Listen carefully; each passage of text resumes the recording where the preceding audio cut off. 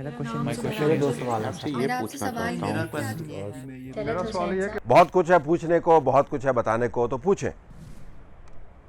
Sir मेरा सवाल है कि ये एकदम इतनी चेंजिंग गवर्नमेंट में आने की वजह क्या है कि नवाज शरीफ को ये कहा गया है कि अपना इलाज जहाँ से चाहें करा सकते हैं और अपना कोई डॉक्टर बाहर से बुलाना चाहें तो बुला सकते हैं। ये एकदम क्या हुआ, जबकि इतने अरसे से वो बीमार हैं, किसी ने कोई परवाह नहीं की। अभी एकदम ये चेंजिंग कैसे?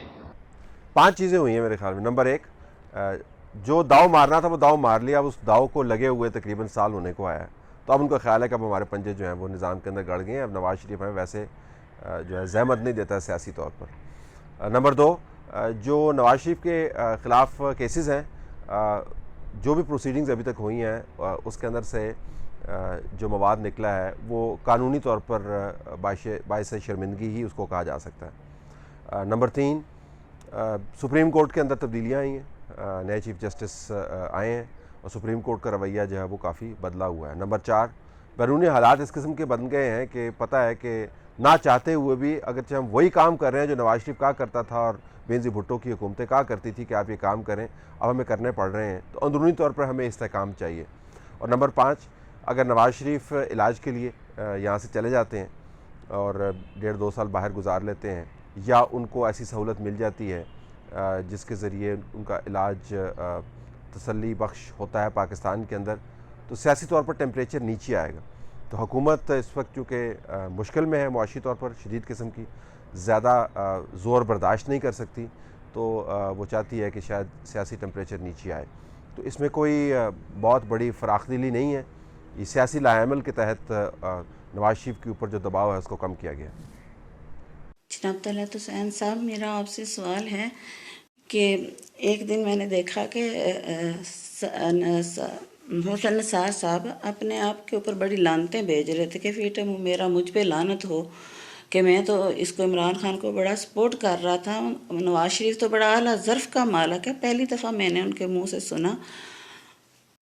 तो क्या आप भी ऐसी कोई गिल्टी फील करते हैं? मैं तो समझी हमारे जो जर्नलिस्ट हैं बड़ी तहकीकात करके, बड़ी अपने खुफिया लोग छोड़ते हैं और उसके बाद फिर वो ये जो है इसमें उनके ऊपर तनकीद और तारीफ़ करते हैं। तो हसन निसार जैसा एक संजीदा आदमी बगैर उनकी तहकीकात किए ही उनके तारीफ़ों के पुल बांधता रहा और नवाज शरीफ के ख़िलाफ़ बोलते रहे और बड़ा आला ज़र्फ़ी का उन्होंने मुकाबला किया कि नवाज शरीफ तो बड़े आला ज़र्फ़ के मालिक हैं। तो क्या आपके दिल में भी ऐसी कोई गिल्टी फील होती है आपको?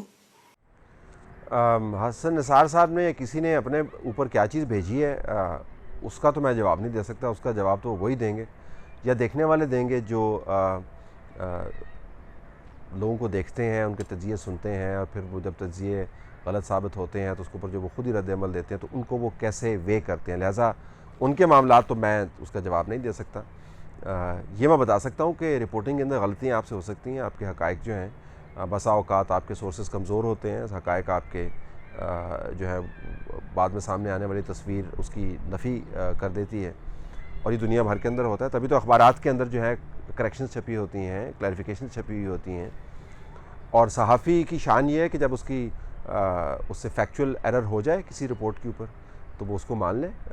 मेरे से भी सहाफ़त के अंदर गलतियाँ हुई होंगी और मैं कोशिश करता हूँ कि मान लूँ कि मेरे से गलतियाँ हुई हैं। लेकिन अगर मैंने कोई बहुत बड़ा एक वर्ल्ड व्यू बनाया हुआ है, कायनात को समझने का मेरा दावा है और मैं बताता हूँ दुनिया को कि कायनात इस तरीके से चलती है और कल को वो दावा बड़ा दावा जो है वो गलत साबित होता है तो फिर मेरे लिए ज़ाहिर है मसला होगा।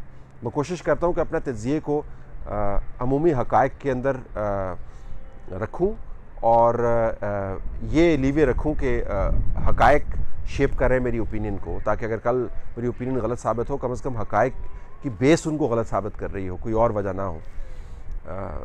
तो मेरे से अगर गलती होगी तो मैं आपको बता दूंगा। गलतियां होती हैं और मैंने बताया भी है।